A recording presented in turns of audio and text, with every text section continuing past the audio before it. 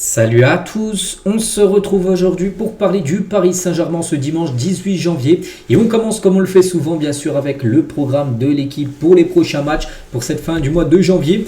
Donc on est là, donc le match contre Lille, Paris FC, Marseille, même Paris FC ont tous été joués bien sûr. Donc la prochaine adversaire c'est après-demain, donc le mardi 20, donc le match contre le Sporting, Ligue des Champions bien sûr, une victoire au Sporting validera quasiment, on peut dire, le top 8 pour l'équipe parisienne. Ensuite, il y aura l'AG Auxerre le 23 et Newcastle la semaine d'après. Et voilà, on aura clôturé après les matchs de janvier et aussi les matchs de Ligue des Champions. Après, on basculera bien sûr sur la deuxième partie de LDC avec tout d'abord les 16e de finale que le PSG peut-être ne jouera pas les barrages. Et après, ça sera place bien sûr au 8e de finale. Concernant la prochaine trêve internationale qui aura lieu dans à peu près 2 mois, donc là on est le 18, donc à peu près fin mars on va dire. Et bien concernant les joueurs français du PSG, parce qu'on en a pas mal, on sait qu'il y a par exemple il y a Chevalier, il y a Zeremri, il y a Bradley Barcola, il y a Ousmane Dembélé, il y a Désiré Doué. Et bien notez les gars que pendant cette trêve, la plupart des joueurs français partiront aux États-Unis jouer 2 matchs. Les Bleus fixés sur leur début d'année 2026. Donc l'équipe de France connaît désormais ses 2 premiers rendez-vous de l'année. Donc il y aura tout d'abord une équipe de France-Brésil, par exemple un Dembélé, Marquinhos ou Beraldo, qui seront peut-être appelés eux du côté de la Seleção, et également une équipe de France-Colombie, donc tout d'abord le 26 mars à Boston et le 29 mars à Washington. Donc du coup c'est-à-dire que les joueurs du PSG là feront un long déplacement. Ils iront jusqu'aux États-Unis, reviendront du côté de Paris. Et concernant aussi un match qui aura lieu entre 2 équipes, il y a 2 Parisiens. Donc le Maroc affrontera l'Équateur, donc le Maroc est d'Hakimi contre l'Équateur de Pacho. Donc ce match aura lieu fin mars, ça sera également pour la prochaine trêve. On continue les gars avec Fabrizio Romano, on peut voir que c'est lui les gars sur DAZN, il a parlé de la situation de Luis Enrique, ce qu'on a pu entendre les gars ces derniers jours en gros qu'Enrique en gros avait reçu une offre de prolongation du PSG, en gros il n'a peut-être pas accepté. Donc lui il a dit, Fabrizio Romano il met le point sur l'entraîneur parisien. Donc Enrique est heureux au PSG. Les rumeurs sur Luis Enrique, rien de tout cela n'est vrai, c'est un mensonge en gros, je peux vous le garantir à 100% en gros, pour avoir parlé avec des sources proches de Luis Enrique et au sein même du club du PSG. Il n'y a absolument aucun problème entre Luis Enrique et le Paris Saint-Germain, ils vont rester bien sûr ensemble, ils sont très heureux ensemble, ils travaillent déjà sur le mercato estival. Le PSG est actuellement très satisfait de son effectif. Nous verrons quels transferts ils réaliseront l'été prochain. Mais pour l'instant, tout va bien. Ils veulent continuer ensemble. Toutes les parties sont très satisfaites et il n'y a aucun problème. Fabrizio Romano comme quelqu'un de très sûr, bien sûr très fiable. Il dit, d'après les sources qu'il peut entendre, les gars, déjà qu'il n'y a pas de soucis concernant Enrique, qui pour l'instant il est très heureux à Paris, il souhaiterait même rester encore quelques années. Et aussi, Paris commence déjà à préparer le mercato estival. Bon, il n'a pas donné de nom encore, parce qu'on est seulement mi-janvier. Mais voilà, Paris pourrait faire bien sûr plusieurs recrues. On continue, on va parler d'un tout jeune joueur, les gars, il est brésilien. Et fort intérêt du PSG pour le jeune talent brésilien de Palmeiras, Luis Pacheco, 17 ans. Donc un nom à souvenir bien sûr ce joueur-là. Donc le milieu de terrain qui a récemment intégré l'équipe A du club de Sao Paulo dispose d'une clause libératoire de 100 millions d'euros. Bon, ça fait cher bien sûr 100 millions d'euros, mais c'est une clause libératoire, tu peux l'acheter pour beaucoup moins cher. En tout cas le PSG surveille ce milieu de terrain, donc un Luis Pacheco, donc on verra ça dans le futur.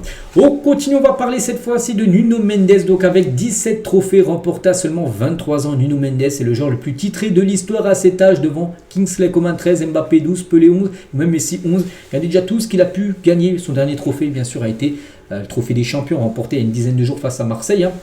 Voilà, 4 Ligue 1, 4 trophées des champions déjà remportés. Il a remporté une Liga Portugal, ça devait être avec le Sporting, son ancien club. Il a gagné la Ligue des Nations, une Coupe intercontinentale, une Ligue des Champions bien sûr. Voilà, déjà un énorme palmarès, déjà 17 trophées à seulement 23 ans. Donc pour l'instant, personne a fait mieux dans le passé.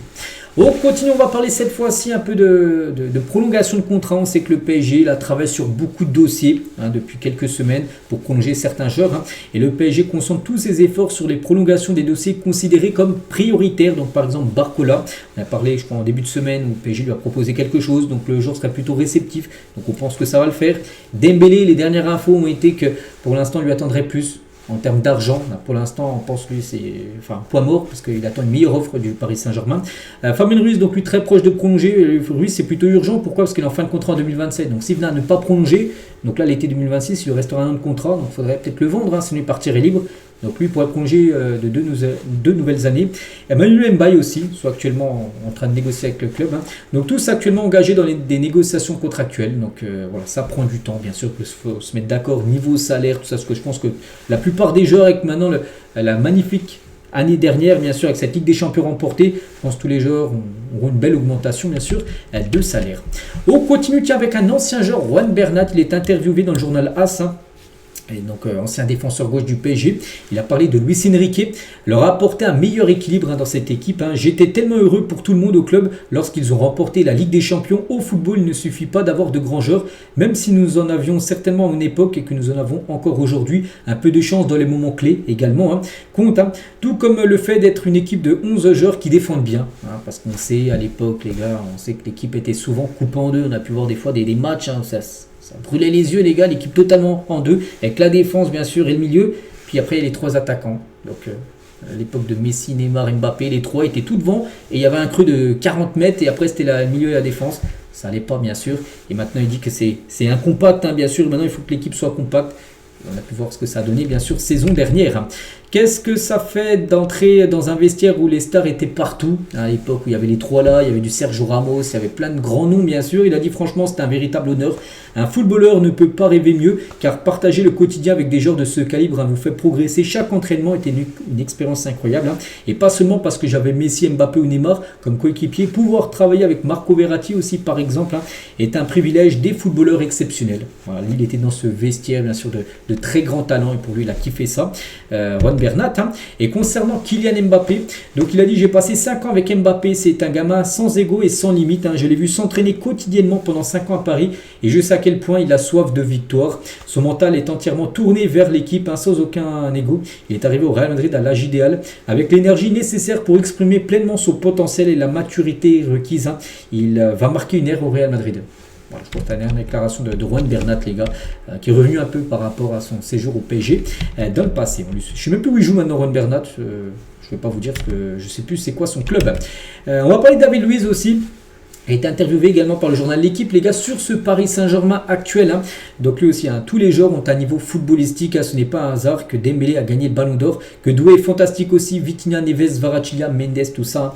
Mais je pense vraiment que c'est Luis Enrique qui a fait la différence, certainement, parce que c'est le coach, les gars, qui a pris les choses en main et c'est lui qui a mis sa stratégie tout simplement.